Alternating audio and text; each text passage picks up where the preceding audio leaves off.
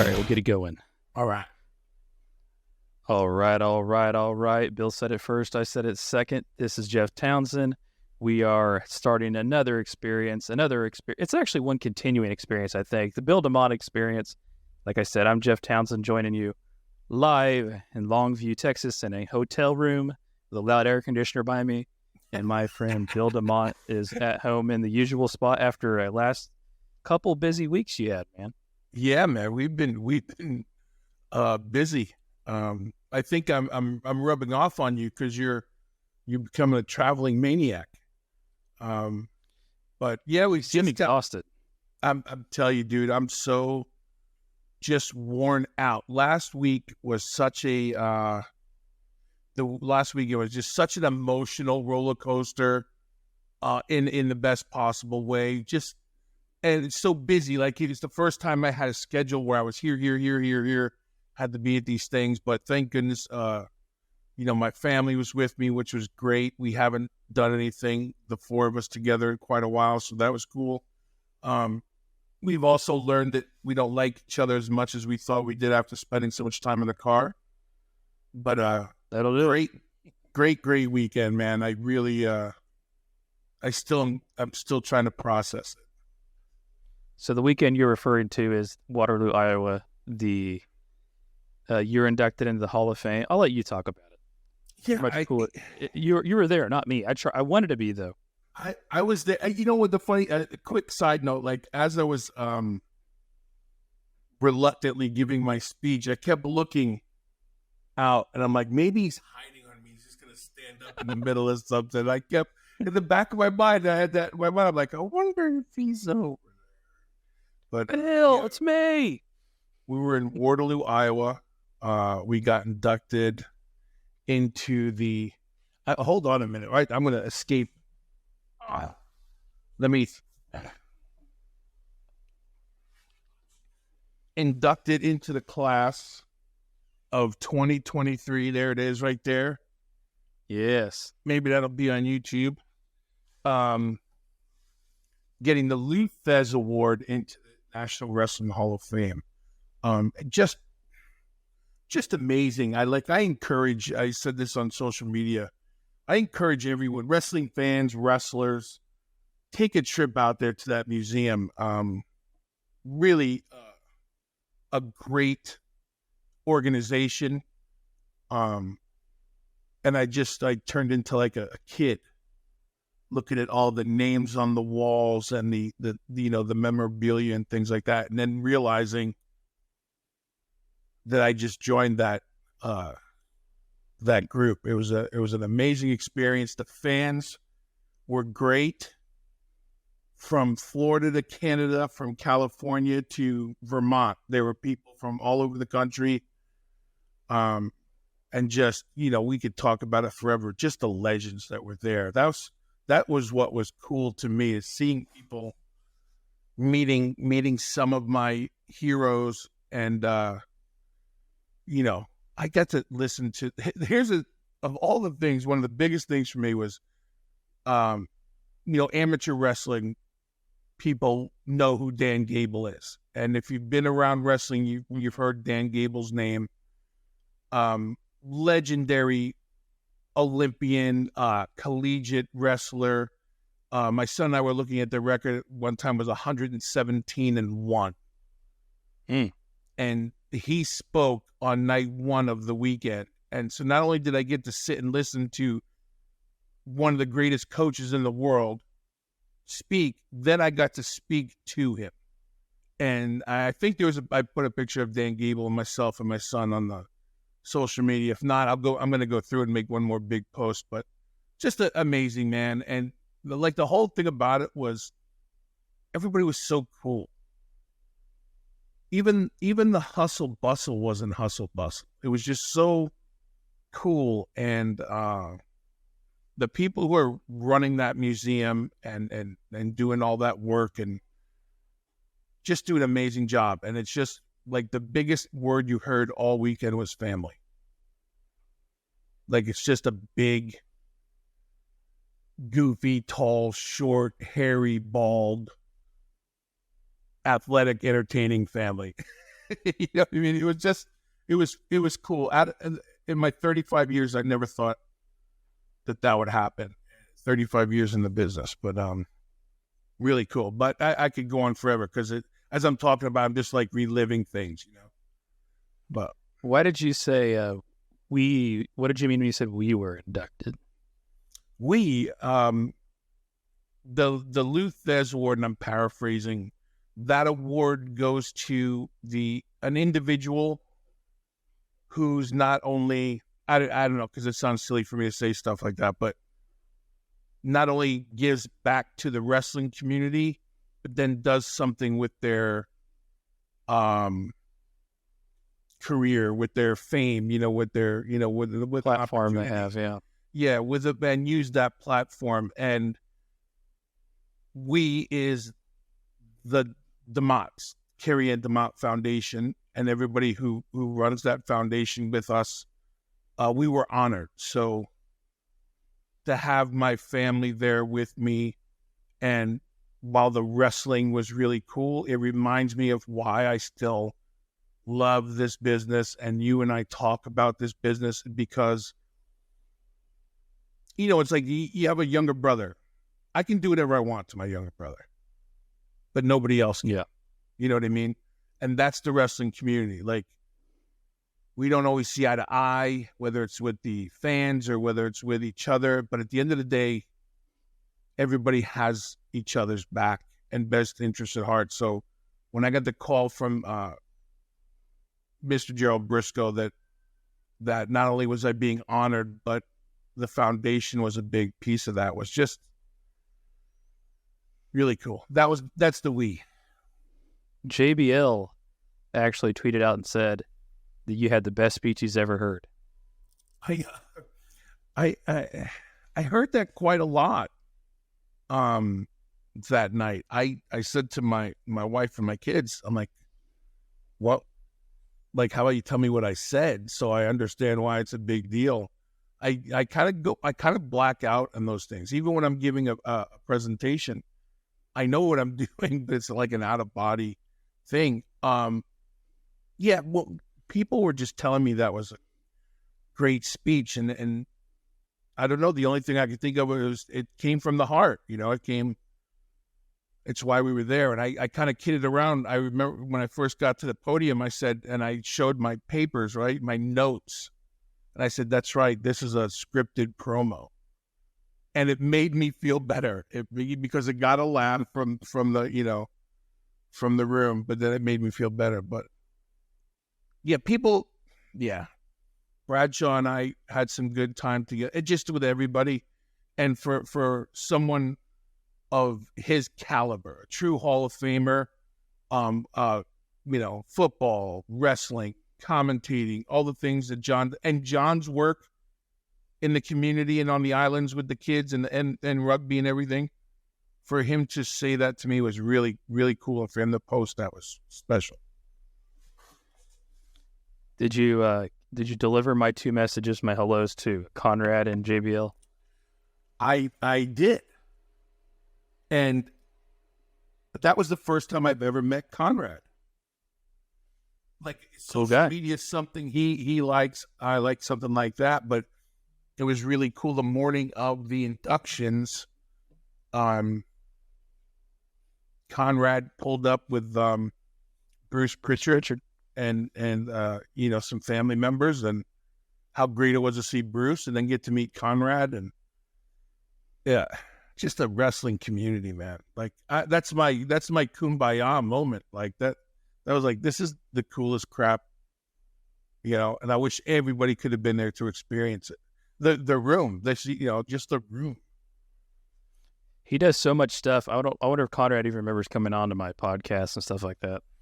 It's been we're gonna have you know what, to hear, like, Bruce gave a tremendous introduction for Conrad, and talks about not what he does and people see, right? Because if you follow him on social media, he's like the mortgage guy, but he's this wrestling guy, and he has this, like, he's on a mission. And to keep that going and to listen to Bruce tell the story of how they met and everything that Conrad's done for everyone is amazing. And then just get to talk to him. He's like super laid back, super cool, and it was great. It was great just to meet him and have a couple minutes with him and share the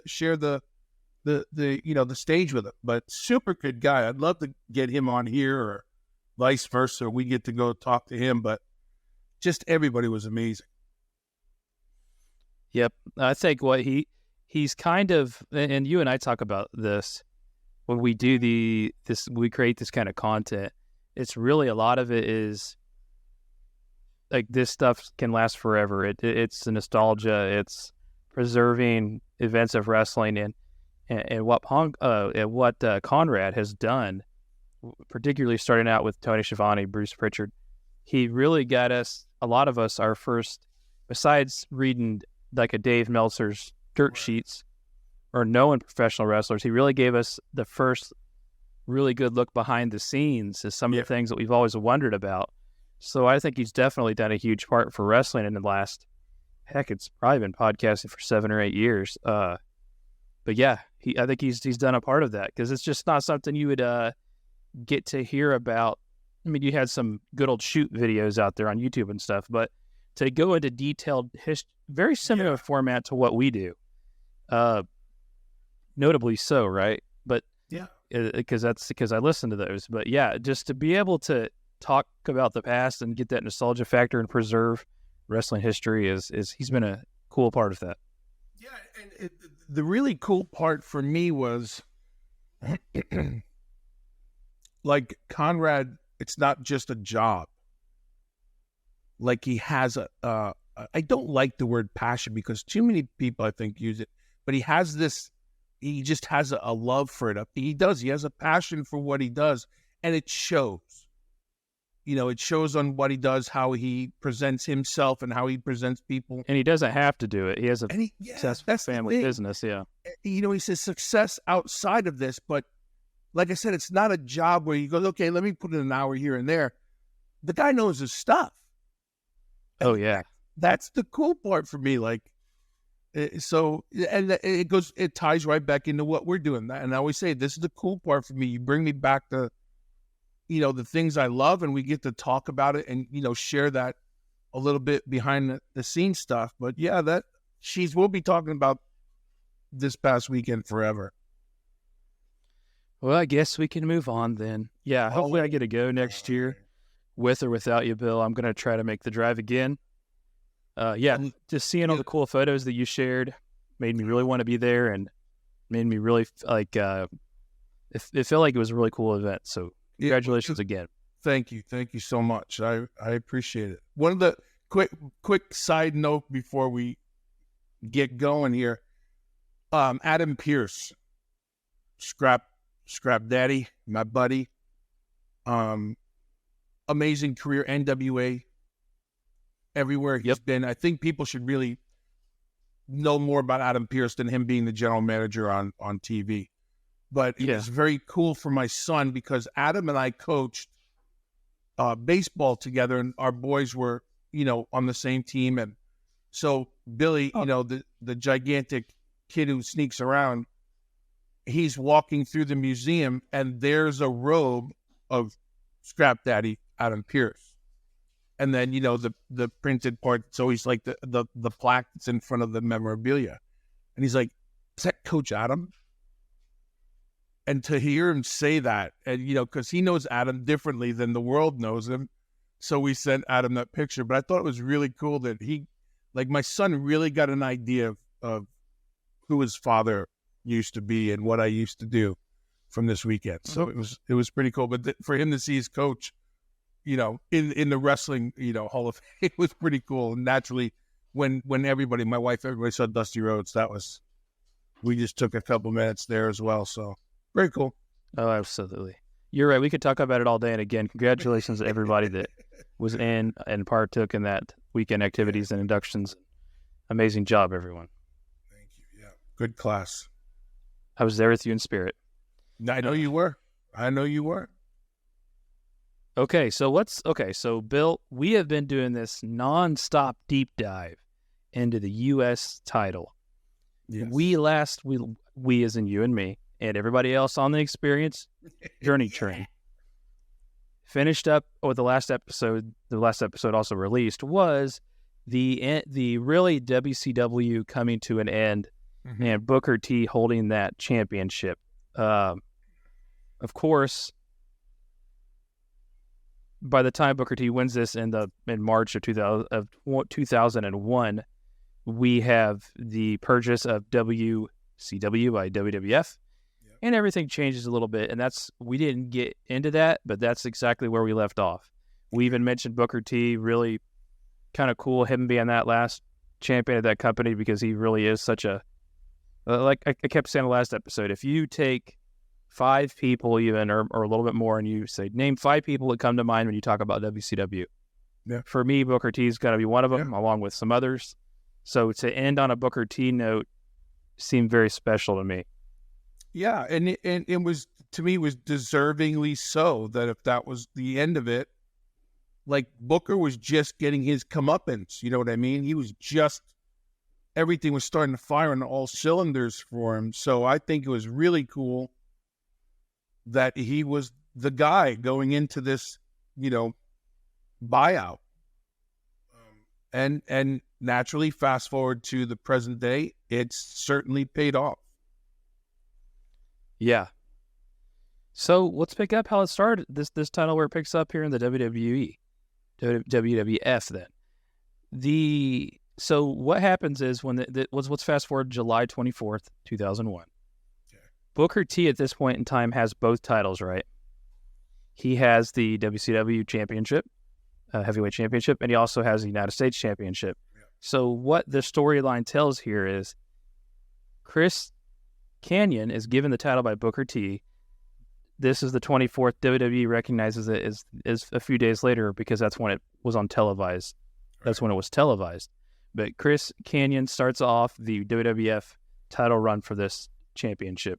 Who better than Kanyon, Bill, to start this off? Who better? I mean, but it kind of follows suit to what we said, how the belt was being passed around.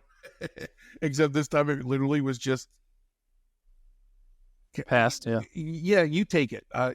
There's bigger things in my future here. But so Kanyon, talk about his time before this and how this is kind of a big moment for it's kind of like yourself, Bill. This is a moment for him to kind of show some of the more of the stuff he can do. And he had some television time in the beginning of WCW coming over, I guess is what I'm saying. Yeah. He had I don't want to say he had more opportunities. He just had a good opportunity. Because Chris was such a creative guy, and because I know he had relationships with some people, as we all did, in WWF. So he was hitting the ground running. I mean, he wasn't waiting. Sometimes I guess you could call it a knock. One of the knocks, if there was one on Chris at that time, was he was too creative, right? He was always looking for he was booking himself 6 months in advance. But yeah, it's a good opportunity.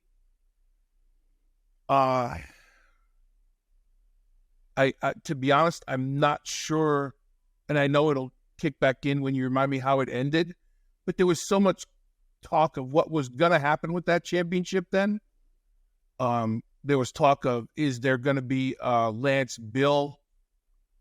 Do we go that route with it? That was a conversation that was presented to me because of what we did in WCW. I don't want to ruin the momentum, but I think A-Train's involved here coming up. In the U.S. Championship, if I'm thinking the right way. Yeah. Oh, there's so many people. Yeah, and this, sure we'll get through, but anyway, to the point. Before I don't want to jump ahead, but to the point was he had a lot of TV time. It was a good opportunity given to him. I don't mean given to him like here, do it, but storyline wise, right? Booker T relinquishes and just gives the Kanyon, and then he's off and running.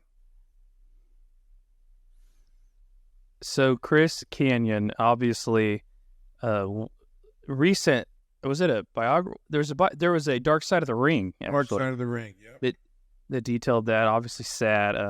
But I guess what we were talking about before we started recording, just briefly, was there were quite a few youth wrestlers that really idolized Chris Canyon. Yeah, he had. I think it's like all of us, right? There's guys that you were with before. You had opportunities, right? And a lot of those guys, like Kidman and Canyon, were close because of the area they grew up in, where they trained, back home in the Northeast. But there was like this group of guys, right? And the Hardys were involved in that, and Shannon and Sugar Shane, and they were all buddies, and they all did those things. So while Chris was working his way to a steady spot in WCW, he's with those guys all the time. But it's nice to hear the influence that he had on, like you said, the younger guys who are now, veterans themselves. So he ate, slept, and drank wrestling. He was always thinking of something. Physically a large guy too. He was I don't think people appreciate it. He was a big kid. Yeah. He had some size to him. I don't think we should really think about it. It's like, man, that guy's pretty big. Yeah. But I just want to make sure we brought him up for a minute. Another life that ended far too soon, which unfortunately is a theme on every episode of the Bill DeMott Experience. Usually that's mentioned, and that's just because that's the way it unfortunately seems to be in the industry that you made a living in, Bill. Yeah, it's unfortunate, and I think sometimes we talk about it to ease our own minds, and then I think when we talk about it, it's always to honor those people and to not just have people think of the last thing they heard, because some of them are not from this generation that I'm from, and right, so they don't know who they are. They see the tail end of the story. So hopefully when we mention that, it's not a downer. It's to honor them and to have a good thought about, what they brought to the industry and to other people. Yeah, I will say myself that it's always important to really take care. I've struggled with myself, but mental health is so critical. And I feel like back then and through all this time period we've talked about, the resources and understanding of that weren't very great. I mean, they're still not, but. Yeah. And you hear it in the NFL and things like that too, old school mentality, right? If you had those kind of issues or concerns, you didn't talk about it, and you certainly didn't let other people know, unless they were very close to you or, away from the business. So, unfortunately, we're all hiding something. But this day and age and the progression of how things go, and particularly professional wrestling or sports entertainment is much better, much more aware of the wear and tear of life, not just the business, and how the two can kind of lead us astray sometimes. But very important to let people know and for people to be aware of those signs of just that we can go through it all, exhaustion and all these other things. But the mental game, man, in professional wrestling weighs heavy on a lot of people. Yep, for sure. Okay, so 46-day title reign for Chris Canyon. Okay. The next champion is September 10th, 2001. Wow. That's close to a certain date, isn't it? Yeah. Tajiri picks up they went on a Raw in San Antonio, Texas. Tajiri, man, talk about, did some great stuff that I saw before this, but it was cool to see Tajiri get on the biggest wrestling, in front of the biggest audience, in front of the biggest wrestling company that there is. Yeah. He definitely deserved it. Yeah. Do you know how Tajiri and I are tied together? How's that? Tajiri was a young boy in Japan when I was there for Wing and for IWA. And he was the kid who sold the tickets and ran and was doing all these things and making sure everybody had something to eat. And it wasn't until Paul Heyman pulled me aside and goes, "You know who that is?" I go, "Yeah, I know who it is." He goes, "No, do you know who it is?" And so then he brought him over and we started to he crashed on him. Holy crap. And then look at him now. Like there's another success story if you notice. But it was so great to, like you said, to see him on the biggest stage there is and doing his thing. And he's so freaking entertaining. I don't know how much we'll talk about Tajiri, but he's definitely very talented. And just what about his ability to play that comedic role as well? Did you ever see that coming from him? I'm convinced that every Japanese wrestler, and not just wrestlers, all Japanese speak perfect English, and they've got the head tilt and the thing that makes you go. They're the best workers in the world.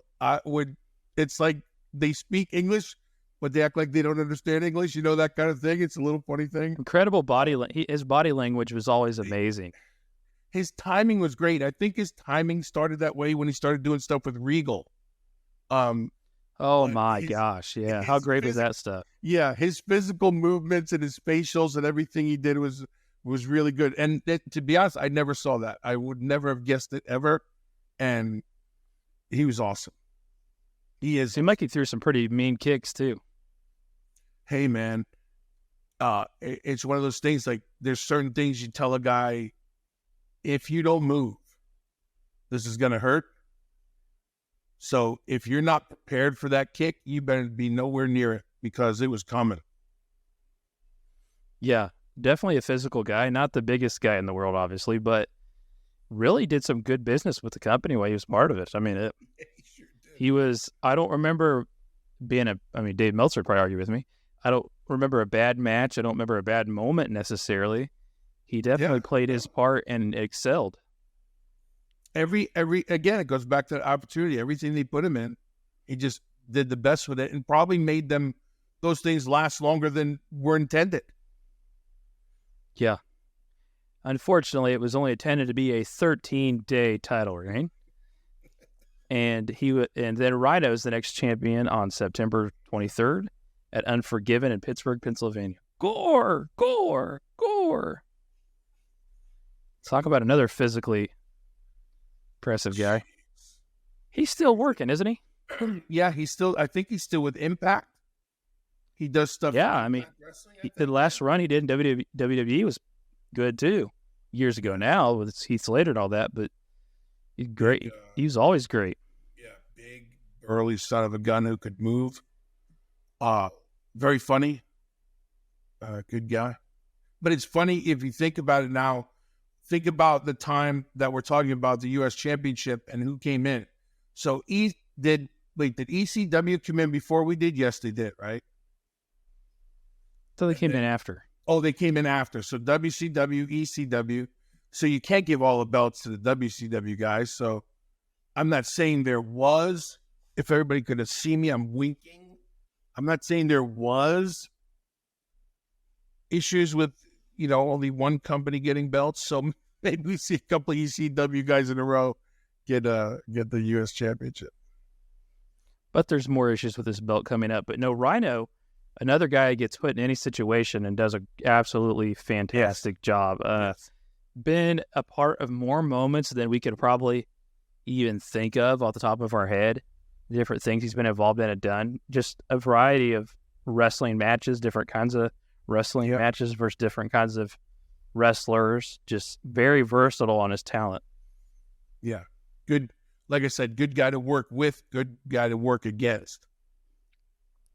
Speaking of good guy, so Rhino holds it for 29 days. Then Kurt Angle is the next champion on October 22nd, 2001, Monday Night Raw, Kansas City, Missouri. The Olympic gold medalist. Now, that's his first title, right? Oh, no, well, the European champion? No, I don't think so. He was European champion first? I'd have to go back and look, but I don't think that's his first title. Was it because he went back and, man, okay, I'll have to look now. But go ahead. You talk about how Kurt Angle is one of the best ever. He's just, that's it. Now we're going back to the history part that we were talking about early on. Now you get these names of not only, future Hall of Everythings, but now you're putting that championship to meaningful use now. Kurt Angle now holds it. He is one of the top guys then, early on in his career, and it just, everybody should know what Kurt Angle has done since and, before then. But now you see some, to me, legitimacy to it. Not that nobody else is legitimate, but this is one of the top guys. Now the U.S. Championship now means something.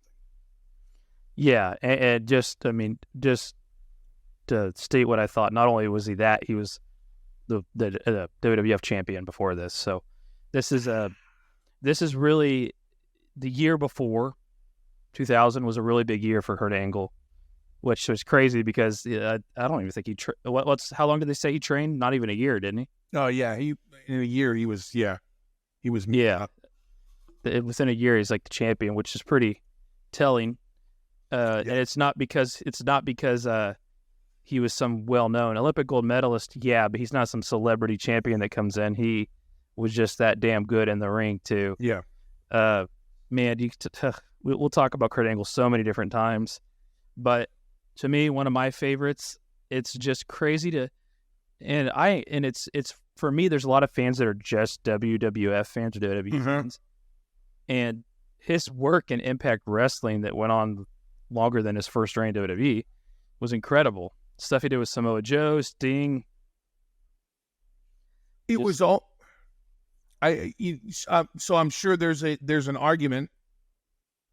Not an argument, a debate on where his best work was done, right? And some people say it was his TNA, right? And then like you said, the loyalist WWE fans say no, that was his best work. But I think a wrestling fan of Kurt Angle would say, well, I don't know. Yeah, but we will get into the Invasion. We actually recorded once, but we back. It's something that I really want to go into. It'll be a very long.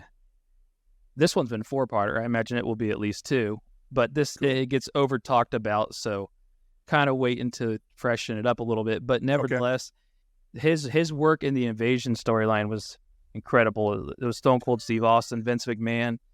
It's just Kurt Angle's ability to play any sort of character. Also, he can be a tough bad guy, a dumb bad guy, heel. He can be an Olympic gold medalist, hero. He's just good enough to do it all. And he's not afraid to make himself look like a fool. He's not afraid to do anything, really. And to me, it goes a little bit back to, like I said briefly, how I think Regal affected Tajiri's comedic side. Well, how are you not going to sit down next to Stone Cold, who's as serious as the day is long, and not be goofy to begin with, just to try to, get him to go? And having a front seat to that and being in a lot of those vignettes and things, it was hysterical to watch. But I don't even know if Kurt thought he could do things like that until he did it. And again, you said it, we'll talk about him, but it was amazing to watch Kurt transform from one version of Angle to the next version, and talented. Yeah, definitely one of the best ever. We can say that about so many people, but Kurt Angle deservedly so. Yeah. One of my favorites, obviously, that you get in being born in 1986. You add on 15 years of that. I'm in high school. The invasion's happening, etc. Man. I mean, Kurt Angle was a huge part of that. So for me, fandom being Attitude Era and post, fandom height, this to me there was so much going on, like you said. Every show had so much packed into 2 hours, and he was always a part of it. So, and it's cool that he's also a part of this championship that we've talked about for the last couple episodes. So next, go ahead. No, go ahead. Sorry. No, I just, we talked about the list starting back in the NWA and everything, the list of names, and now you start to see that list grow, with those popular names, the bigger stars and things like that. So it's really cool. Yeah. And there's a lot of stars that hold this title. I mean, we'll wrap things up on this episode for this championship, but I mean, I'll move on, and it'll just be an example. After 21 days, Kurt Angle having the title, Edge is the next champion on November 12th, 2001 on Monday Night Raw in Boston, Massachusetts. Edge, man. So to my point, this title, not only is it touched, and these guys are all Hall of Fame legendary now, but generations and so many generations that we've gone through of different Hall of Famers and people that have had such an impact in the industry. Edge is another example of that. Yeah, obviously, I'm glad he was recovered from your moonsault by now. Yeah, it took him a couple weeks, but he got through it. Yeah, now everybody, again, everybody's important who's touched it, but now it's got that Hall of Fame rub on it. I mean, the caliber of talent. While there's an overflowing locker room full of talent, it seems like now, and that was the WWE way. You knew if you had that title or that championship, whatever everybody wants to call it, that belt, that strap, that you were being thought of and you were producing. And now they're going to find, to your point, with all the bodies and people we had, they're going to find time to get these guys and women, these guys on the shows. And at 2 hours with 200 plus talent every night in the locker room, that you're special. This was a special time period for Edge. I don't want to say a rocket was put on him all the way, but during this transition to the purchase of the combined into the company, Edge was already had some momentum going. So did some others, like Billy Gunn had a little bit, and it died off. Yeah. But Edge's momentum carries through, basically, in the end, ultimately. This is another stepping stone for Edge in a decorated Hall of Fame career. So actually what happens with the championship now is they come up with a scenario where they're going to unify the titles, correct? So Edge defeats Intercontinental Champion Test in a title. I'm on a small computer screen. In a title unification match, Edge becomes the Intercontinental Champion, and then the United States Championship is deactivated in May 2022. So this is an end of this title for a few years, and it was like watching AEW. There were so many damn titles going around here, and back then, the way things were booked, there was a lot of moving pieces constantly. The titles were changing constantly. Yeah. So this just seems like a title that got put on the back burner because there was so much going on now with the increased talent and obviously the increased titles that came from combining the companies. Yeah, yeah. And then the creative side got tougher as well, because now you're going to have to create content for another title with this again goes back to this caliber of talent now that we're talking about. So I think it was the lesser of two evils. Okay, like you said, retire that one. Who are we going to keep? Our title, right. Or the United States? Yeah, yeah. Right. So and I understand that. Yeah. I think it was a lot of that happened. It's they kept enough of WCW for a certain amount of time, and then it was just slowly retired. We're like, let's make it be known we're in the WWE now.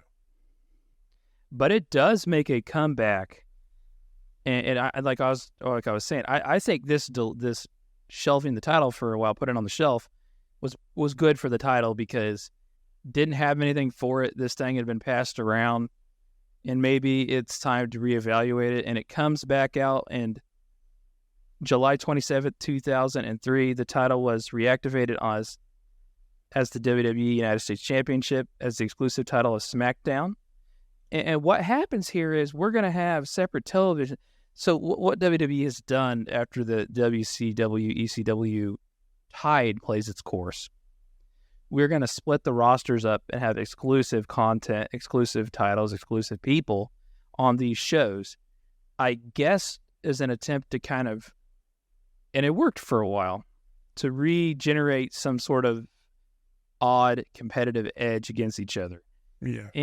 And it's hard when you've just killed off all the competition, but then you've got to generate competition from within. And the United States title then becomes a part of this. Well, now both shows have championships, and You're right. Intercontinental's on Raw. Yep. Yeah, you had to create that, like, we're against them kind of thing, which led us to the current day draft stuff that even back then we didn't stick to exclusive brands. Yep. It just doesn't work. But that's another one. We'll get into that as well. But yeah, now the U.S. title, which to your point, now there's a resurgence, right? And now, okay, this title is going to mean something for us on SmackDown. The next champions we go over for quite the next few minutes, Bill, are very impressive for this championship. Okay. A new generation, a new time for the championship, and you'll be quite impressed here as I start to bring these all back up to your memory. So Eddie Guerrero defeats Chris Benoit in a tournament final to the Revive Championship. Eddie Guerrero is the first championship as this title, the first champion with this championship being reactivated. He wins it at Vengeance in Denver, Colorado on July 27th, 2003. Eddie Guerrero. What? Chris Benoit.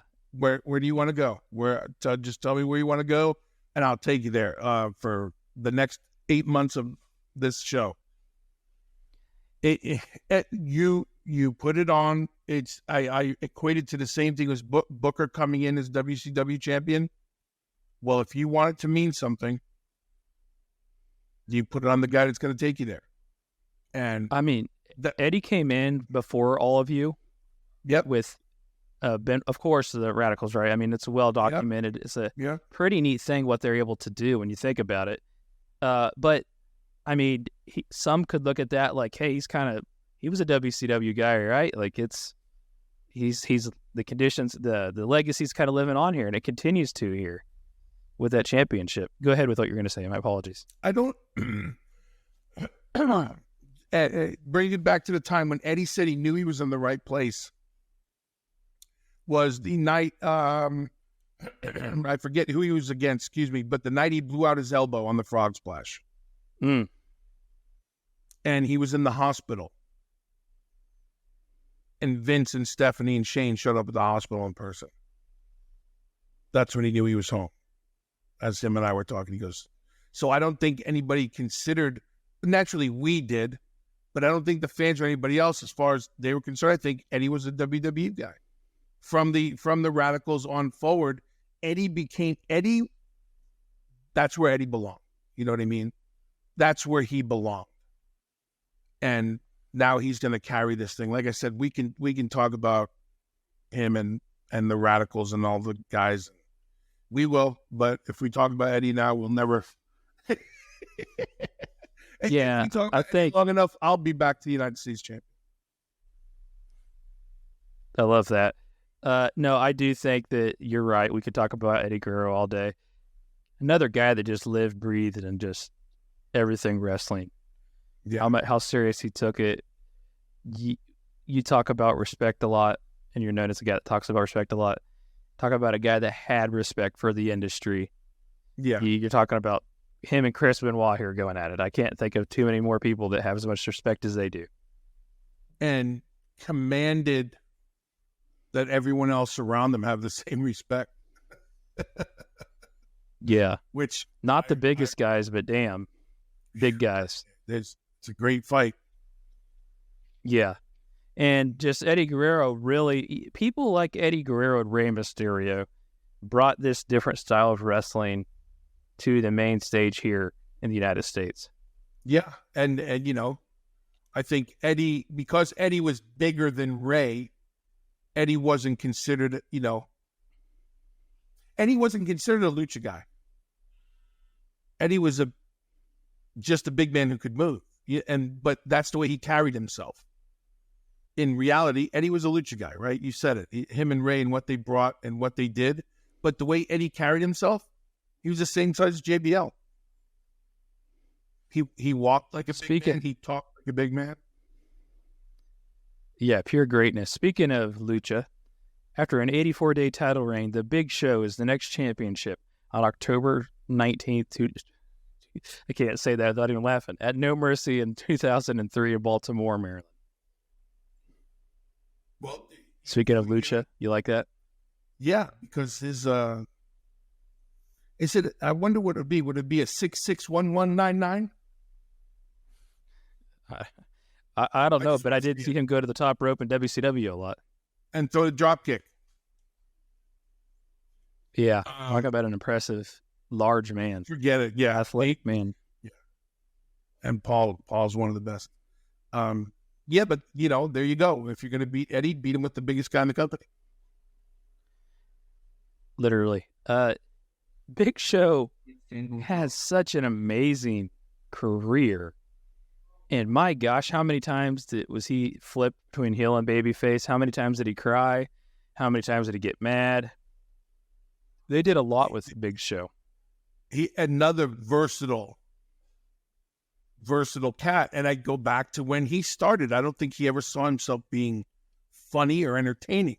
He was always a big, impressive looking, like had this way about him. And to me, he was just right there with the way Kurt did things. And, like you said it, he's laughing, he's crying, people hate him, people love him, he's shaking hands, he's smacking heads, and, so put it on him. And now when I feel like now as this, we're talking about this progression, now it's back to being meaningful for people who have it, right?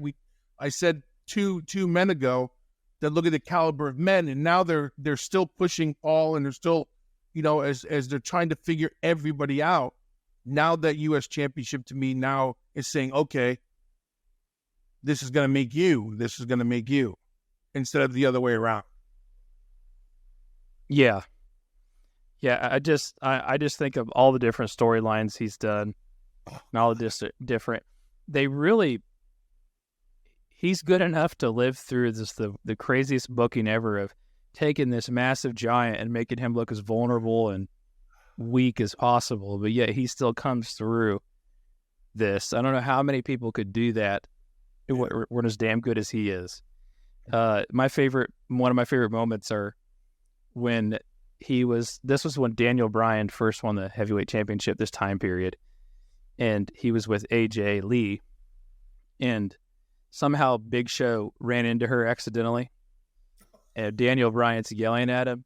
He says something like, "She's 100 pounds. You're a 500-pound man. You're a bastard." Or whatever he said, And Big Show's just sitting there, tears in his eyes, devastated that he hurt AJ Lee. The guy should probably have more of a career in acting and movies. Yeah. Because he could play so many different emotions. Yeah. He is talented, and Paul's a really good guy. It was really cool watching him, because I came into WCW just shortly after he did, and just to watch his progression over the years and become this legitimate superstar. Do you think he gave enough credit? No. I don't think he gets enough credit.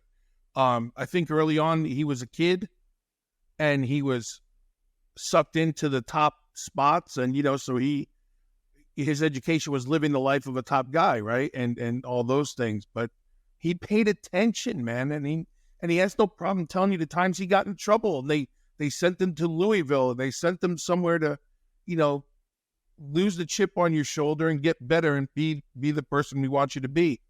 And he did. And he continued to do that. And I'm not sure we've seen the last of him. I'm sure he's always got something cooking, but highly underrated.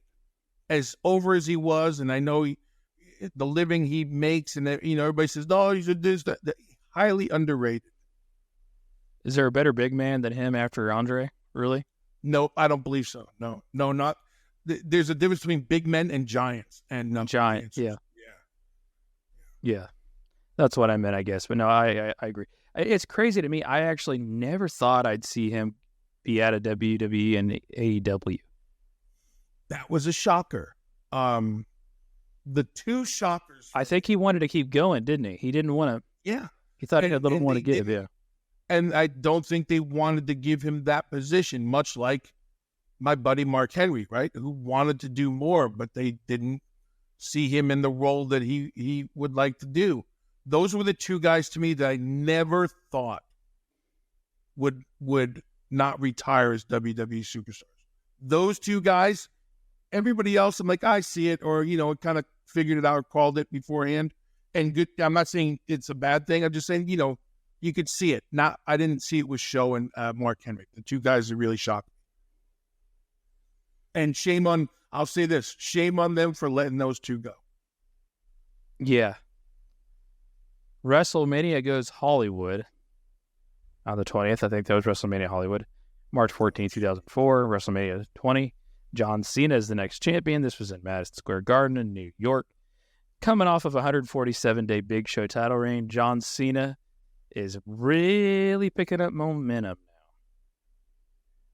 And here it comes, right? And that's what I was just saying. You knew the guys that were getting the rub now, they got to be champions. And Cena's just on the doorsteps of what he's about to accomplish.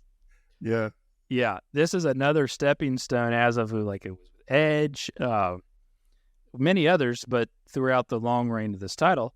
But yeah, man, John Cena, one of the best ever, is champion now, and him and Big Show, I remember that series of matches they did together, and what a cool WrestleMania moment for John Cena to win this championship and beat the Big Show. Yeah. Yeah, and it again, now you're back. I don't think we remember a time when there wasn't a U.S. championship, right? You kind of forget all that and go, wow, this is cool. Like I said, to me, it was good to put it on the shelf for a few years. Yeah. And it's back now, and it's a major part of things on SmackDown. So yeah, the title is vacated. Kurt Angle, the acting general manager, then strips John Cena the championship on July 6th. So it's after 114 days with the title. Then on July 27th, 2004, Booker T is the next champion on SmackDown. There was an 8-man elimination match, also involved John Cena, Rene Dupree, Kenzo Suzuki, Rod Van Dam, Billy Gunn, Charlie Haas, and Luther Reigns.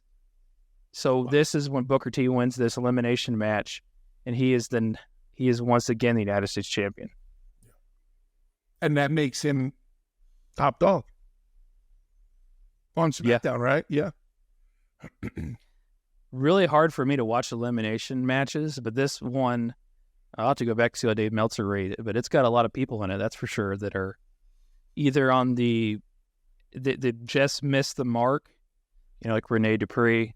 And then you also have these other people that we mentioned on it that kind of broke through the glass ceiling per se. Yeah. And elimination match, 8 people, a lot going on there.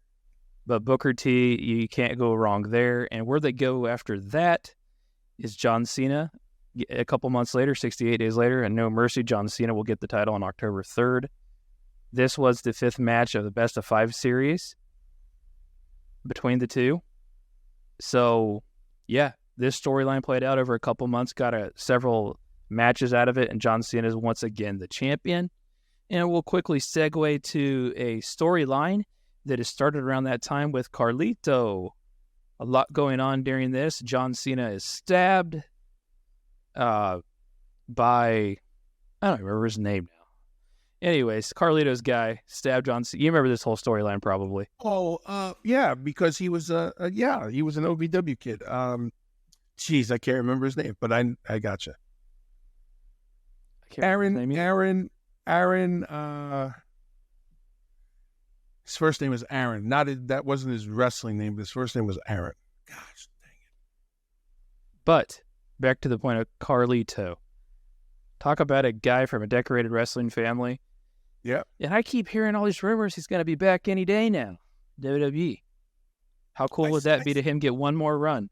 Well, I saw that. Someone said he's been signed for a while, but I think that was said last time we saw him. So you never know where it's coming from, and I'm a big believer in if it's out there so fast, half the time it's not true. So I'm just gonna wait to see if he shows up. Would you like to see him have one more run though? I think if it's the right run, I'd like to see him have one more run. I don't know if I necessarily want to see him come in and just become part of the. I don't want to say part of the show. You know what I mean? I don't want him. Like, I hope he does. I mean, get back in and back with the company. But I'd like to see him have one more solid run. And he could be one of the guys that is in for a couple months, out for a couple months, things like that, and still bring credibility to what he's doing. But I'd like to see him have one more good run before they figure out what they're going to do with him. If he's Make some money along the way. Yeah, heck yeah. He's been out of the WWE scene full time for so long now. Such a talented guy, and I've watched some of his work lately. Physically, first of all, he's on a whole other level than he used to be. Yes. But I think it would be cool for people to see how he's developed. Another example of that is Chris Masters. Yeah. Chris Adonis, really well-rounded wrestler now in the NWA. Carlito's done obviously so much too. But I think it would be cool for people to see how much better he even is than he was then. And he actually was a part of a lot of storylines during his initial run there in WWE. Yeah. Again, another good guy. Whatever the circumstances are, you start to see if that's what you want to do, and if it was just one of those things you tried. And Masters, along with Carlito, who it's in his DNA, but those guys go out and learn from what they had the first time. You know what I mean? Build on very that. Close. Yeah. Very good friends. I do talk with Chris. I've run into a couple of seminars. Yeah. Yeah, close. And it's cool to see them. And it's just once you get out of that WWE scene, you can really round your game even more. And we see that all the time. Drew McIntyre, Cody Rhodes, and these kind of guys are still in the process of doing the same thing. So I certainly think that would be cool. I don't need to see him in the LWO, though. Yeah, that's what I mean. I don't want to see him just thrown into, the brutes, like to your point of the LW. I don't want to see that. I want to see him get a good introduction, a good run out of it, and really not only elevate some other talent that are there, but bring himself right back to where he left off. 42-day title reign. Obviously, John Cena is going to win the title back on SmackDown on November 16th. But this is the end time period of that storyline that he had with John Cena. Kind of an odd storyline, but you think they would have that today in WWE where somebody got stabbed? No, I don't. This is about as edgy as it gets. I was trying to over edgy. That was edgy then. Yeah. I don't see that happening at all. No. It has to be a different way now. Yeah, but definitely adding some real life tension, I guess, possibly. Because something like that happen in real life would be very impactful. Yeah. John Cena holds the title for 105 days. Orlando Jordan is the next champion. And this is on SmackDown on March 1st, 2005, Albany, New York. So I'm reading a lot of notes about this. The title reign always varies a few days, right, because of the television taping of SmackDown back then versus the release of it. But Orlando Jordan really threw, and we'll talk about him again, the cabinet, JBL, really having him as coming up in the mid-card for this championship here. Yeah, I think, it goes back to OVW was producing a lot of talent that had been there for, had been a little seasoned in the developmental system. And okay, let's see what they got. And Orlando had the look, he had the athleticism. And I think it was time to see what he could do. I think he benefited from JBL. I don't believe his singles run or, character or anything could stand alone, if, respectfully. But I think he benefited from that. And I think it was an opportunity to see, and that's a big thing that WWE, okay, let's give it to this kid. Let's see what he's got. What's he going to do with it, And it's not uncommon to use these belts, these championships in storylines in regards to factions, right? Right. We've talked about the flock. We've talked about several different scenarios, even yourself. Yep. So this is just where the title's fitting into the storyline here. And you got to do something with the title. This is the thought mindset, I guess. and you're already in the middle of the storyline. So yeah, I guess what's like you said, we'll put it on this kid and then and see what happens. But I'll try to add some more. I try to think of the word to use to make the faction more. Gosh, what word could I use here? Trying to kind of build the realness of this, them actually being a force to deal with.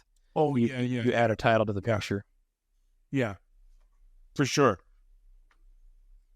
So going back to the timeline here, apparently he does some acting now, which is interesting. Didn't know that. Orlando Jordan. Get back where I was. So many notes that I have here, Bill. It's insane. Okay, found it here.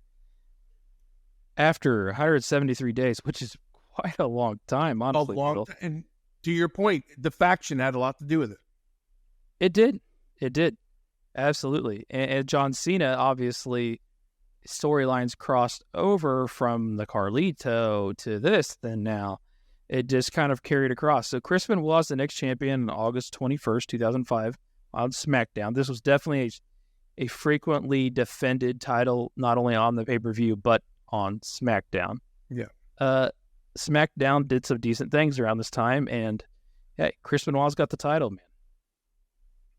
Yeah, you're like you said, you're giving it to. They didn't have more than one, and by they I mean Benoit and Orlando Jordan, right? He beat him the first time. They didn't have a series, right? I don't think so. No. Yeah, and I think that was kind of the the meaning. Not that it was a bad way, but the meaning behind it. If it wasn't a series or something like that, it was just time to move on from what they were doing. Well, what it does is, it actually, when this title goes to Chris Benoit, it does become part of a series of matches. And who that series with is Booker T. Yes. So Booker T is the next champion after 58 days. He holds the title for 35 days. Then it's vacated shortly after in England because of Chris Benoit and Booker T had this title defense and ended in a double pinfall. Yeah. So the title is vacated then for Booker T to win the title on January 10th, 2006. He faced Chris Benoit in the Best of 7 series, winning the first 3 matches. Randy Orton's substituted for Booker T after that due to an injury, losing the next 3 matches, but winning the final match for the vacated title when Booker has that comeback. So no, to your point, it does segue to a series here of matches. And I think that was just smart booking. Yeah, to get it involved in a best of several very good matches. Obviously, Chris Benoit picks up the title again in February 15th after Booker had on January 10th. So kind of putting an end to that for now. But yet several months out of this storyline of these guys competing, these guys being Chris Benoit, Booker T. Yeah, they had great chemistry. That series is always one of the series that are just talked about in like the best series of all time. Two intense competitors. They brought the best out in each other physically. Really, really good. And this is the time when this title means more now at that time than it has, because look at the players. And right now we're back to that same kind of 4-name circle that we had 30 years earlier, right? So now it's getting cool again, right? Now it's getting interesting, and the title now, when you see it, it's not like ho hum. It's like, okay, where are we going with this? What are we gonna get now? Chris Benoit obviously on a whole other level, but notably here, Booker T continues to develop and get better and better. We'll take a 10-week tour around Booker's career. You saw it happening in WCW. You saw, if you were paying attention, you saw it happen. And when there were certain guys and of us, guys and girls from WCW, who truly, when they got the ball, they took it and ran with it and were not going to get stopped. Booker's at the head of the list. Yeah, and just like I said, he comes in as we know, the really the main guy during this invasion, in my opinion. Yeah. And just does a great job with it and really finds his own place here. And he continued to be a significant player his entire time there. Yeah. So Chris Benoit, after that, wins that at No Way Out, like we just talked about. He has the title for 42 days. Then John Bradshaw Layfield is the champion at WrestleMania 22, April 2nd, 2006. Another physical matchup that's unbelievable. And yeah, like I said, it's time because now John, now that faction's over, right? And John, this is when he becomes, of all the things he's done in his career, this is the beginning of that JBL era. I think it was a little bit before, but yeah, he's continuing on here as JBL. And man, just talk about, I'm sure he had to be a part of pitching that character, right? Like, just let me be more of who I am. I know he's a big, rough redneck too, but man, he had a whole lot more to offer besides of that. One of my favorites, honestly, I've been very vocal about it, and I'm trying to think, I heard it on a podcast recently. I don't want to say the wrong one, so I won't say who, I guess. But like we've talked about before, I think such a significant part of making, I don't want to say making, because John Cena would have done amazing anyway, but John Cena overcoming that hump and winning the main title, the big title, from the WWE title from him was huge. And I think JBL plays a huge part of that, and he did a lot of great work with this JBL character when he was given the opportunity to, or earned the opportunity to, should I say. He wasn't given anything. Yeah, but it goes to show you the progression, because the APA, you saw the ass kicking, funny guys, the ass kicking, and then JBL, you saw the businessman, right? But I think that's the evolution of it, is because John is one of the best businessmen that have come out of the WWE. And if you know him, right, they always say just 10% over the top of who you really are is where you'll find your comfort zone. And so, great character. I love that character on WWE television. We'll probably do a deep dive into JBL, because I will admit he's one of my favorites one day. But awesome to see him have the title here. Holds the title for 51 days.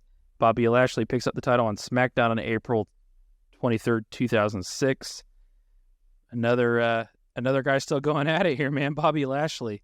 Yeah. It's the exact same as he did then. What an incredible force. And I'm so glad he's got to come back and have this run in the company and get that title a couple more times. Yeah. Fit right in, didn't he? Yeah. You knew when he was started out in Louisville, and he was something special. And there's another guy we talked about who left and came back. Not at this point, but he actually can come back. Right? He comes back way later, and he's held the title how many times? Yeah, but he was that guy in OVW. Hey, we got to run with this kid and see what he's got. So what do? He defeats JBL. Do you like him as a heel more? Because I do. Bobby? I like Bobby right now, what he's doing. He's not a heel per se, but he's kind of swarmy, right? He's got an agenda. He's not, I like this version of what he's done. Yeah. Bobby, no, definitely a very talented guy. Probably doesn't get talked about as enough as he should either. Honestly. Speaking of doesn't get talked about as much as he should, Finley's the next champion after a 49-day reign of Bobby Lashley. July 11th, 2006 in SmackDown.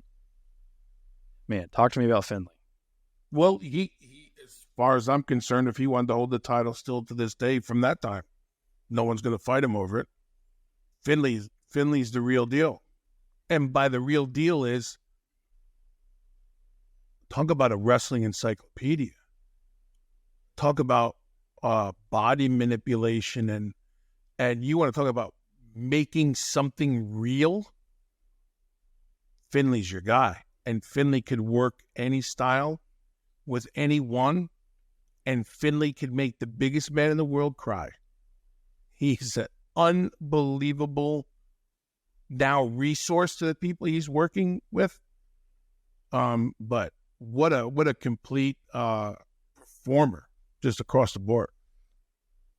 I don't want to speak with incorrect age here, but Finlay's near 45 years old when he has this WWE run. Yeah. And a lot of people, if you're just a casual wrestling fan, you didn't know him or what he's capable of or what he's accomplished in the wrestling overall. So this is really cool, this time period, see Dave Finlay on this stage in these moments. Yeah. Definitely decorated career and a huge part of the women's revolution. I mean, training a lot of the women that we see today that have really broke through the glass ceiling. Yeah. And Fit has a way of getting his students' attention. Yeah, you're a trainer. Talk to us about that for a minute. But he's just direct. But the thing is, he's also a dad, and he's also a husband, right? So, and it's gonna sound funny. I don't mean it to be funny, but he knows how to deal with women. Like, you're married, you better know how to deal with your woman, and the correct way to talk to people and show them things, and at the same time let them know, like, you're here for a reason. Fit had that, just a natural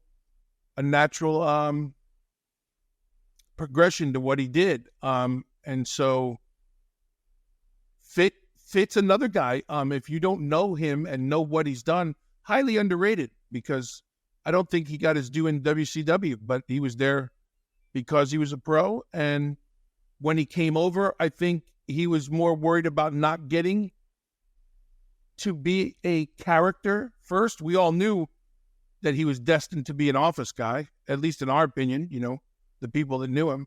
Highly underrated. I think he'll never get, nor will he ever want the credit he deserves, but he doesn't get enough credit that he deserves, in my opinion. And you hear William Regal talk about him and a lot of other people like yourself, just such a talent that most people will never understand how great he is. And another deviously funny man.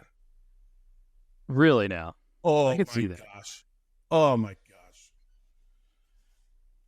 Okay, so August 29th, 2006, the next champion is Mr. Kennedy. It was a triple threat match with Bobby Lashley also in the picture. This is his first reign as this champion, and he was on fire around then. Yep. Here's the guy. He could talk. He had a gift. Looked good. Moved good. Let's see what you got. I've talked with him online a little bit too, and I'm not going to lie to you. Back in the day, I had a T-shirt. The T-shirt with the mic coming down and the hand, the blue on it. Oh, yeah. He really made the best of that character. Yeah. He was great. I thought it was a great character. It was. And that terrible winning the Money in the Bank and cashing and never got a chance to cash it in because they thought he was hurt worse than he was, so he dropped it to Edge. Turns out his injury only needed a month to heal or whatever, 2 months or two, not 8 months. Just really got unlucky there with that. But man, this is the time period. Ken Anderson's picking up momentum like crazy, and another guy, for whatever reason, you can hear a lot of different stories about his WWE departure. That goes to TNA and and you got to think about some of the talent they had in TNA. Yeah, they were astonishing. And he goes on and just does great stuff. And to this day, he's doing great stuff. I actually watch a lot of, because he puts the training up that he does online at his school, and it's great stuff. And it seems like he's really able to share what he's gained over the years with the new generation of wrestlers that he's training. Yeah, and I think it's I like we talk about. There's in the WWE, he's a great character. He started to build some momentum. Things happen. Next thing you know, moving on, right? But there he is, and then much like we were talking about Kurt, some of Ken's best stuff was in TNA, and doing that. And I've seen, I think it was one podcast or something, as he was talking about his training and stuff. My interactions, I thought he's a great character, good guy, ton of potential as it was building. So I'm glad to see that he's doing well. And it's funny that the lessons we learn that people don't think when you're really paying attention. And he's a good trainer. He's doing, he's doing good work. And I'm not gonna lie, one of my favorites back then during this time period was my favorite. You know how you latch on to a guy for a couple years when you're a fan. And Ken Anderson was the guy that I latched on to. I enjoyed everything that he was doing then. I wish he could have done just a tad bit more with the company. Yeah. But like I said, everything worked out for him well. Okay, so after 42 days, Chris Benoit once again becomes the champion on October 10th, 2006. We'll talk about a go-to guy here. The story of Chris Benoit's wrestling career, was it not? Yeah, just, okay, it's time to light a fire under something. Benoit's up.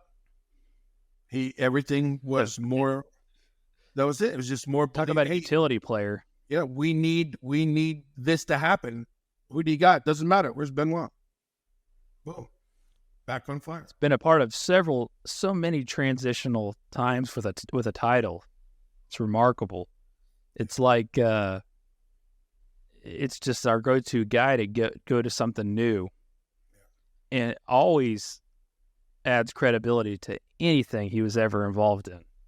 Yeah, that was the thing. Like you weren't going, I'm not really into what this one's going to be. It didn't matter what it was. So now it's title defenses. It means that much more. Yep. The next champion after, and this is a 222-day reign, Bill, Chris Benoit had. That is significant. That's the longest. Yeah. Well, that hasn't been that way for, golly, I'd scroll up through my notes. It's been a long time, though, I'll tell you that much.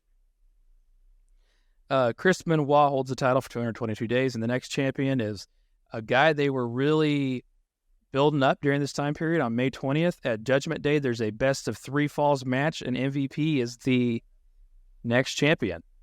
Yep. This is another person that they were really working and got on the radar. Red hot, coming out of Deep South Wrestling. Has the gift of gab. He can talk. The confidence level.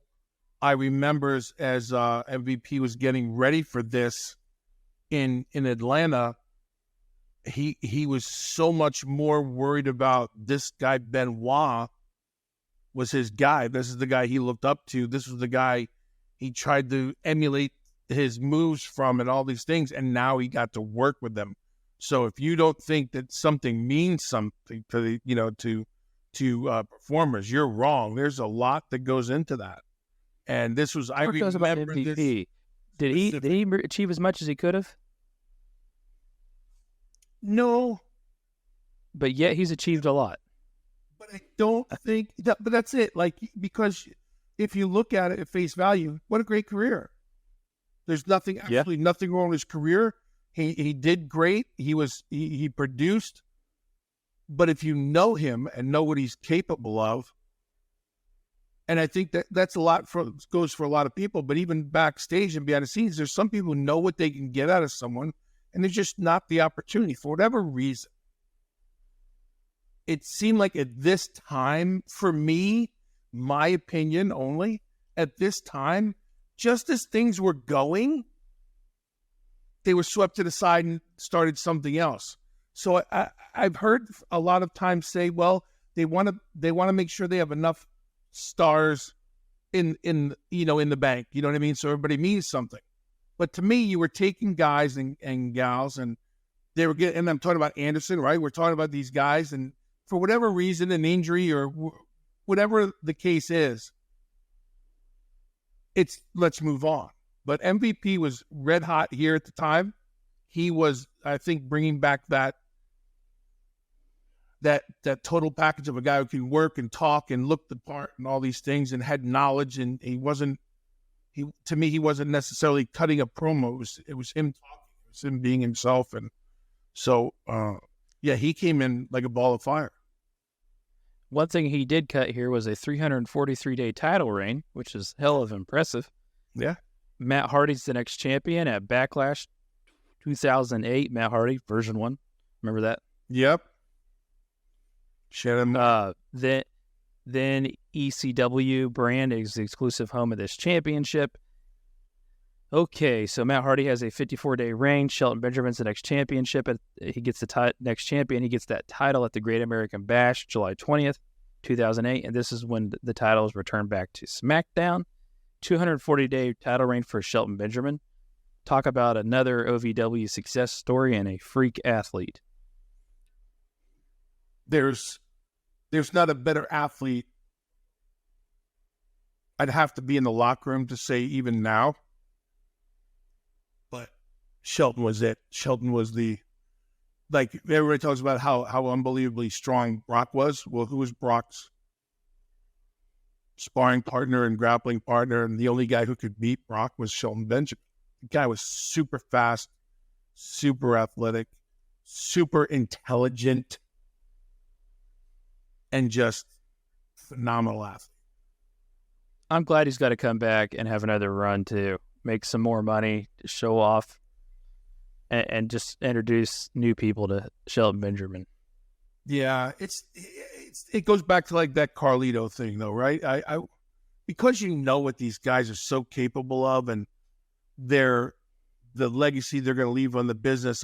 I don't think this last time that he came back, we got Shelton Benjamin. You know, we got safe, leader, valuable to the young guys, show people the way Shelton Benjamin.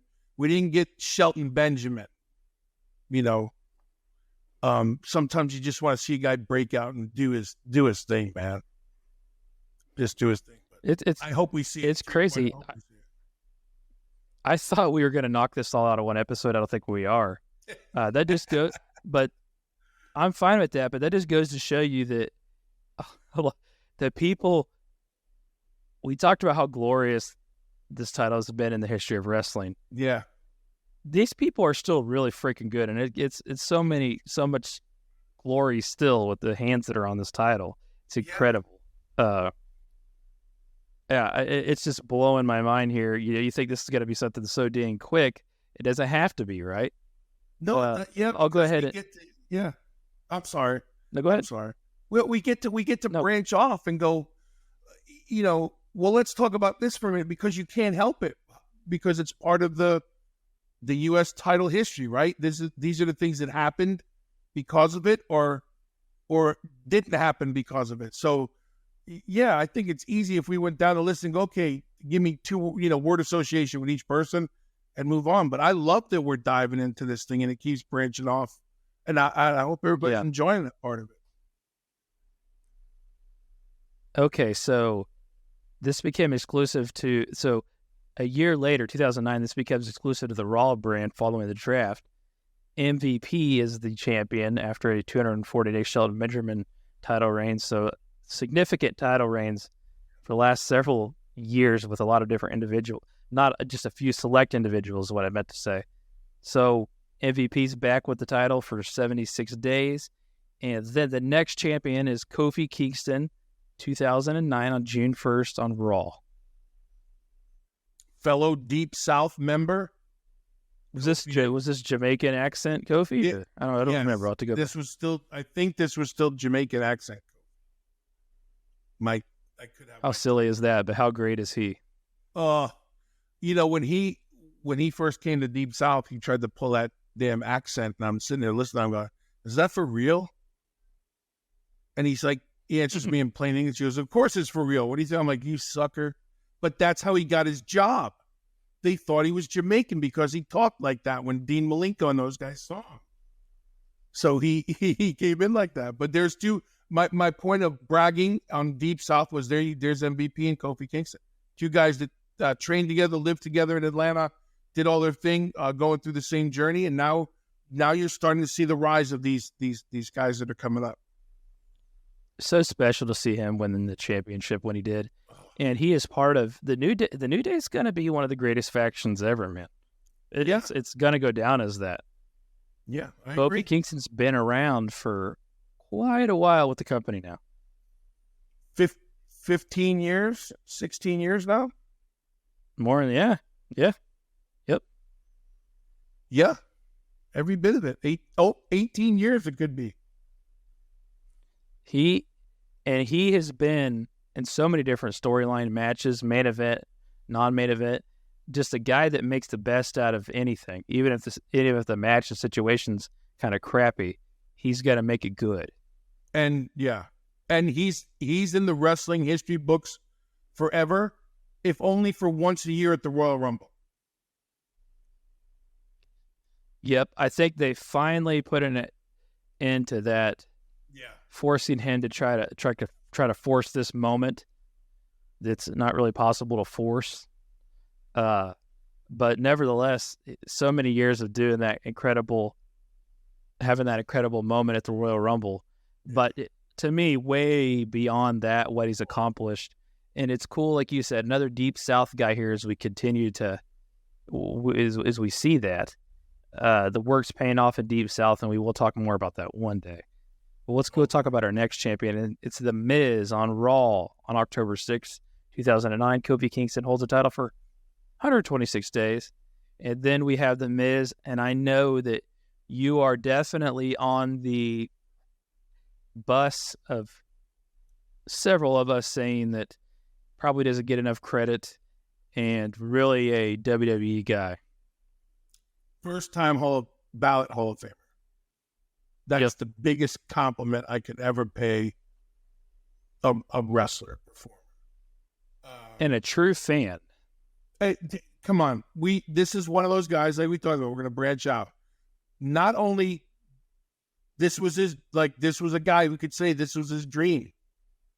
Because you see the film, and if you know his parents and you get to know Mike, this was his dream for as long as he can remember. He got on TV to try to be a wrestler. He was on another reality show, but wanting to be a wrestler.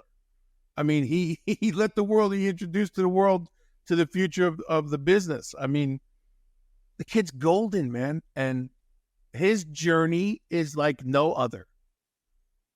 He is golden, and he was introducing people to wrestling before that may not have even heard of it. And then we'll talk about the Tough Enough one day that he's a part of. But like you said, he's wanting to be the Miz in WWE long before we even see him in WWE. And what he's accomplished going on 20 years is incredible. And another guy that they have used so much of him in and outside of the ring. He's done so much for the company. He's the go-to guy for so many different moments with whoever it may be. May it be a celebrity, may it be a main event match, may it be a title reign that's going to be transitional like he had with Bobby Lashley and all that going back recently. A go-to guy for WWE for almost 20 years. Mike should be the poster child for how to get it right. Because there should be trials and tribulations. Nothing should be just given to you, or you shouldn't walk in expecting everything given to you. But you want to talk about a dream and a passion and the I'm going to show you who I am attitude. Yeah, Mike's the guy. Super proud of him. Super happy for him and all his success in and out of the ring. But he knew what he wanted. And he knew what it was going to take to do it. And he went from someone that people thought was going to be gone in a week to holding every major title in the company, being the face of the company, the King Media guy, everything under the sun. And now he's paving the way for other, I say kids because I'm an old guy, but other kids who are trying to come in the same way. And if there was ever a blueprint for it, The Miz is it. The Miz loses to, and I can't believe I'm about to say this, Bret Hart the Bret Hart correction is the next champion, May 17th, 2010 in Raw. They did Raw in Toronto and they had this moment where there was a no DQ. It was like a no count out match. Obviously, Bret Hart's back in the company now after burying the hatchet with Vince McMahon and Shawn Michaels and all that. And and Bret Hart has this cool moment in Canada. Yeah. It was a cool moment. Yeah. It was a cool moment in Canada. It only lasted 7 days, right? Because Bret Hart vacates it when he becomes a general manager. But nevertheless, he has the title for what's again here for a cup of coffee. But like we said, the names keep coming back. So the Miz holds it for over 200 days. And I guess that's a way to transition off of it. Try to put a little bit more on Bret Hart and his comeback here, and also highlight something in Canada. That's how I kind of look at it. That was the thing. Okay, Miz has got some stuff coming up, and we're man, I can't get over it. Sorry to cut you off, but I can't get over it. Man. I'm trying to build it up here and act excited because I knew exactly how you were going to react. I was trying to really sell this to you, how great this moment is, how big it is. It just wasn't that big for the title. Let's not lie. No point. Sorry I cut you off. I just can't get That's over it. Okay. I expected you to go off on a little bit more of a rant, but it's the same rant you've gone down about 10 times with this title. So it wasn't even worth it. It was better. Okay. Yeah. So, okay. A week later, it's off of him, vacated. He's the general manager. R-Truth beats The Miz for the vacated title in Toledo, Ohio on May 24th, 2010 on Raw. R-Truth, man, it's he never ages. He talk about finding your niche. Ronnie was with him when we first came to WWF. Then whatever, they parted ways for a little bit. He went on and kept doing his thing. He's in that group of most underrated people as a talent and a performer, but he found his, little Jimmy. Everybody should find their little Jimmy. Great. That was amazing. Is he's got to be that funny in real life too? Oh, hysterical. Little Jimmy. Little Jimmy. Where's Little Billy at? Oh yeah, Little Billy's a giant. He's in the. Yeah, we'll get a T-shirt made with you, the Little Billy next to you, like a stick figure. You'll be the tiny stick figure, then Little Billy will be the giant, and we'll make it. And we'll buy one just for him to wear and make him wear it. We took pictures at the Hall of Fame, and I was standing opposite of him. And then the one time we took a picture together, and now my wife thinks that it's funny that everybody looks up to my son. He is taller than you now. We talked about that in the last episode, I think. Yeah. He's taller than you. Yeah, he's got me now. Little Billy's got you. Little Billy's just trying to make it into high school, but he's got you.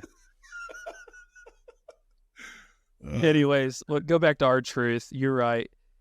Just very underappreciated, and he's done a lot. And I think it's probably one of those people that it's just beneficial him being around.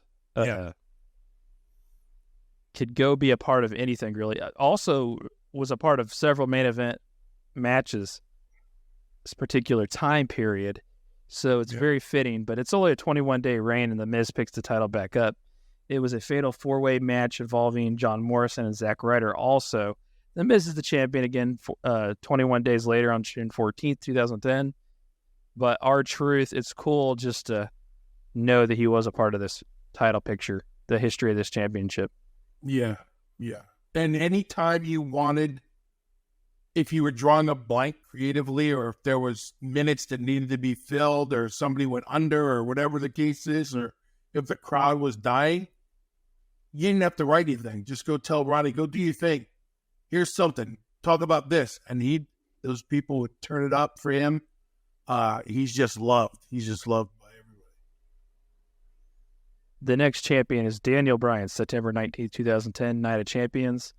Oh, talk about a great wrestler. Daniel Bryan also has had this title, so yourself to be, and many others, Daniel Bryan adding to that list just solidifies this title legacy even more. Yeah, it's this, and we've touched on it, and we'll touch on it some more, and this championship really did mean a lot. I think at certain times it meant a lot for the fans, and then it meant a lot to the performers because it really lifted a lot of us up and kind of legitimized our position in whatever company we were in. And it did that from Harley Race all the way up now to Daniel Bryan. And Daniel Bryan's work in Ring of Honor was always amazing to me.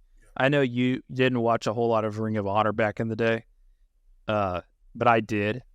And I could tell you that stuff he did there was amazing. So when you see him come in NXT storyline into WWE, and it really was worrisome that he was not going to be used or able to find his own way and fit into what was WWE.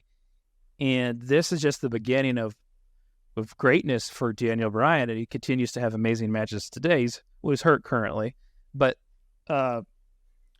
really breaks through and defeats the odds because I think those around him, a lot of you guys knew how talented he was, but there was a lot of people that just for some reason didn't have Daniel Bryan in a main event status in their mind. Well, it goes back to a couple of things, and I say that now because I've been a part of the system and run the system and understand the conversations now. Then I didn't understand it, but I understand them now. Is one,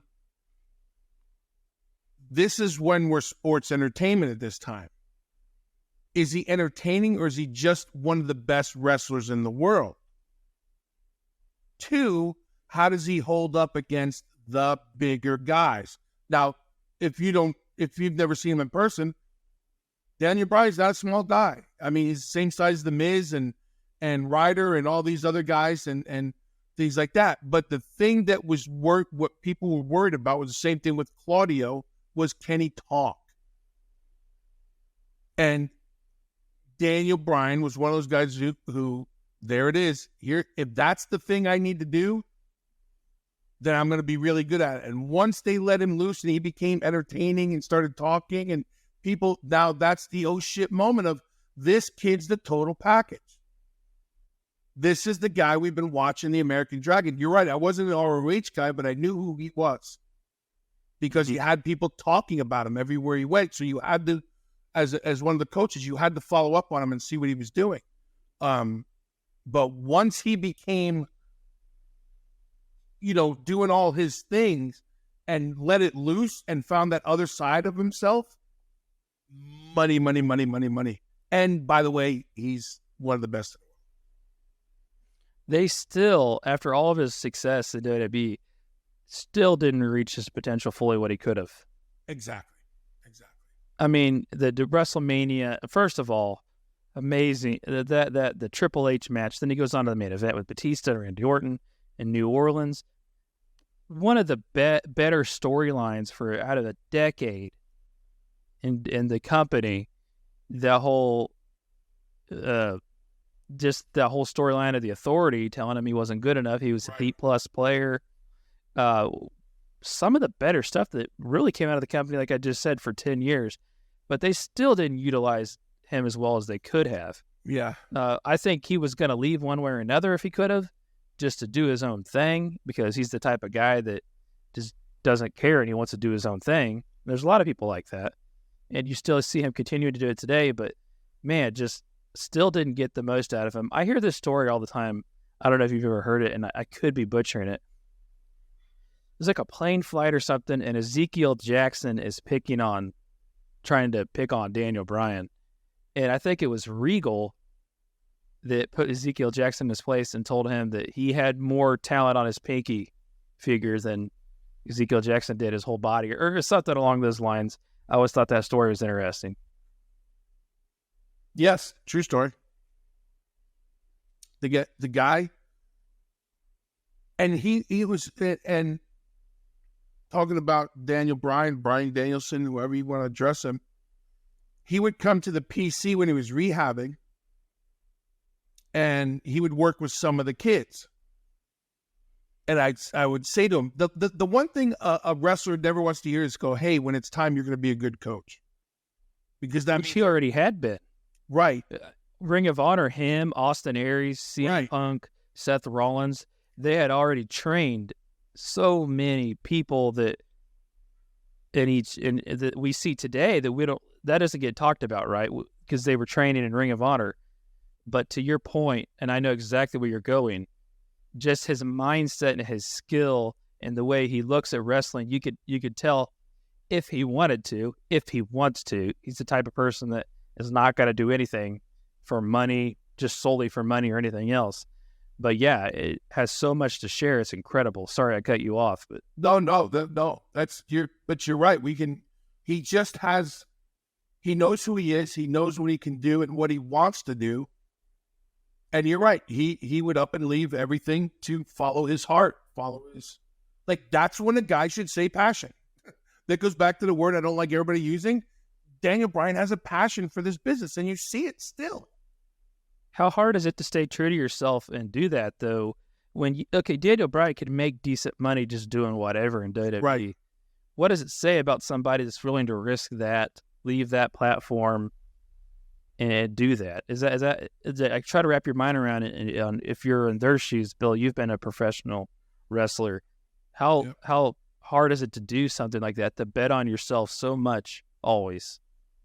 I think we all get in it betting on ourselves, but there's a different level to it. It's very hard for people to walk away from financial, because we've seen in the history of this business where money's been put in front of people. Give me this or I'm leaving. Well, you see the ones who leave because either someone else is going to give it to them, or I'm willing to go somewhere else and do my craft that I'm really, really good at, that I love doing, and before someone takes that love away from me, I'm going to move on. To me, that's Daniel Bryan. He has a love for this. He's creative, he's smart, he's knowledgeable, he's all these things, but he's not done, and he knows he's not done. Bless you. He's such a delay trying to unmute my mic when I muted. He's so good, it's incredible. And just technically speaking, he just lives, breathe. You could tell and for him to be on Total Divas, Total Bellas, and to see the whole other side of him that you hadn't seen before. But what it did was it solidified with how much wrestling means to him. And to see him have to go through all that with his injury on that show, which I know couldn't have been comfortable for him to have to be that vulnerable, but it just showed you how much he freaking loves it and how it was such a part of his life. And just like it is with a lot of you guys, what do you do when it's not there anymore? And I think that's a problem. That's a problem for a lot of us, right? This is what you've done if you're fortunate. I don't know if there's any more 35-year, 40-year careers. The Flair numbers are never going to happen again and all these things. But even at 10 years on top and running hard, and what do I do now? How do I become a normal person? How do I not live just to travel, just to hotels, and it's not glamorous. It's just, but go. And now you got to settle into a different kind of lifestyle. But he's a simple man too, but still. But that's it. He's a simple man, and he has other interests, and he has a plan for him and his family. But I think he's got it to where that plan waits till he's done with what he's currently doing. We'll go ahead and end this episode with one more person here, and it's a person to this day who continues to be a mainstay, go-to person. Sheamus is the next champion on March 14th, 2011 on Raw. The stipulation was he would have to quit the WWE if he did lose. Obviously, he didn't. Title became an exclusive to SmackDown brand following the draft after this because it stayed with him. But I guess back to the point, Sheamus continues what is an amazing career. Yeah. Well into his aged veteran, still able to peak. We talked about the amazing 5-star match at WrestleMania. He had an incredible match of the year candidate last year. He's still kicking ass, man. And he is another guy who's just fit into you say the system a lot. Yeah. He's just a guy that is fit into the system and adapted and stayed with it longer than really anybody. Yeah. Yeah. Watched him from the beginning. Was a fan. I think people need to learn and appreciate the wear and tear of your regular performer. Let's say me, regular performer. But when you're intense and you're physical and you're grinding, that wear and tear plays a lot on you. And Sheamus is in for the long haul. Now, Sheamus not only is vicious and this, and we know he's entertaining, Sheamus is another one of those media guys that people don't realize. He gets 2 hours sleep after driving, has to wake up to do TV all day to go TV media and stuff, and then go to the shows and do his thing. And to your point, at this point in his career, still performing at a high level, is another guy who took full advantage of the opportunity that was in front of him and has definitely capitalized on it and keeps reinventing himself to stay relevant. First ballot Hall of Famer. I don't know if it's possible. How's it possible to say he's underrated? But it almost feels like to me you might not realize how great he is if you just casually watch wrestling. I just said first ballot Hall of Famer and I followed up with underrated. That's kind of silly, but I feel like a lot of people may not realize how good he actually is. Well, and I assume he's another great locker room guy. Oh yeah, locker room leader. Started out the right way, very let's say respectful, whatever the word people want to use. He came in the right way. He learned his lessons, like we all did. But I want to go back to you saying he's underrated. I agree. He's had great runs, great matches, all these things. He's been in WrestleManias. He's been in all these things. But I think they missed the mark on reminding us all that Sheamus was a world heavyweight champion. Like every once in a while, I'd like to hear more of certain backgrounds at this point. You know what I mean? Like introduce, other than him being an ass kicker and this big guy with the red hair who can go with anybody and go for an hour and all these things, remind the newer viewers and newer fans of who his lineage, of what he's done in the company. So it means that much more, AEW does occasionally do a better job at that. Yeah.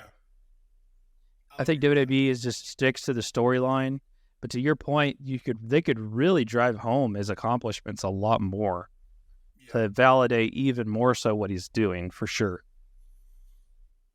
Yeah, I would hate to see them, and them being the WWE, I would hate to see them wait too long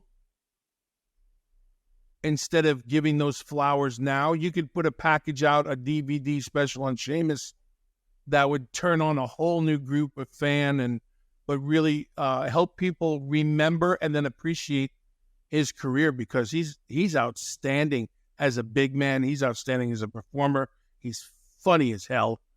And he's just a good guy behind the scenes. And he's the kind, if you had 200 of him, you'd be in great shape. Anything could happen in wrestling. And we talked about a scenario earlier. He's another guy where I'd be so surprised if he ever was anywhere else. You're right. To me, now that we've mentioned a few other names, I would I'd be blown away if The Miz were to leave and if Sheamus were to leave. Yep, two guys exactly. Yeah. Bill, man, and we're going to have to pick up on a part 5 of this, which is crazy. I hope people are enjoying it. as much as we are. There's just so much to talk about with this title than the individuals that have held it, which is exactly why we're doing it, man. So another episode will be up and coming for this, but we're going to put a book in on this one. And what a great person to stop the conversation on, Sheamus. Yeah, this has been a really good series as we've been talking about it. As always, I say it's great to kick in the memory and you and I go down memory lane with a lot of things, and hopefully people are entertained and a little bit educated and become bigger fans. But this has been great. I just want to say congratulations to you for creating 500 plus subscribers now on YouTube. For what we're doing. On the Bill DeMott one. Okay, yeah. Those you, man. I have my own YouTube page that, but no, it's all you. That's not me. People don't listen to hear me. Yes, they do. We're like Abbott and Costello. Oh, okay. I was going to say Bonnie and Clyde. But... No, but the cops got Bonnie. I know. Which we may get to. We'll hold on to Bonnie and Clyde. We'll hold on to that. Modern day. We're like Billy and Chuck. We didn't have... I hope we talk about that one day somehow. Oh, we will. Talk about that. Could that work out today, Bill? No. Okay, we'll end it with this. I don't know if it's the end of Billy Gunn's wrestling career, speaking of Billy. Put the boots in the ring. If it is the case, I want to take 1 second to say thank you for all you've done, and I sure hope they are listening backstage and listening and taking everything in that one like Billy Gunn could teach them. Yeah. The as I always say, I don't believe it till I see it. So if he pulls a Mark Henry on me and cries and retires and then slams the crap out of somebody, then I'm going to be mad because I fell for it. But if this is truly the end, what an amazing in-ring career. And those cats in AEW better realize the resource they have in front of them because he's not done. Vince McMahon's mustache. I didn't ignore your question. I don't, if you want to know what you thought about the Blood and Guts match on AEW, I don't know if Bill's had a chance to watch it. He was out of town last week. I did watch it, and it was there was some blood. I didn't see any guts. It took some guts to get some blood. That's what I thought of it. Enough said with that. I hope you're happy, Vince McMahon's mustache. Meh. Yeah. Meh. Bill, another great episode, man. I do want to tell the people how to find us. BillDeMott.com. The Bill DeMott Experience is available wherever you want to listen to podcasts. My YouTube page at Jeff Townsend Media has the audio-only version. I got to get way better at the video version for ours. I've got a new plan of at least to get the full episodes up, then start doing clips. So I already have all the full episodes, but I try to break it down and do clips. I'm going to worry about that down the road, but just make sure we get the full episode up there on your YouTube page, which gets more subscribers, growing somehow, and I'm not even doing a great job of getting content on there. I apologize. Doing a great job. Hey, check out the BillDeMott.com. On there, we have the T-shirt for the foundation where the proceeds will go to the foundation. And like I said, you want to learn more, go to BillDeMott.com. And I'm going to let you plug anything else that you want before I send us home. We're heading back up to Jersey. The foundation is going strong. I want to say thank you. And we talked about the fans in the Hall of Fame earlier, but to all the people that approached myself, my family, and gave a donation to our foundation because you heard the message, thank you. Wrestling fans and the wrestling community are some of the best people I've ever met in my life. So don't ever get it twisted. And I always want to make sure to say thank you. Absolutely. And to everybody listening who's a part of that and a part of what we're doing, we appreciate you, and we can encourage you to keep being you and keep being great because you truly are great.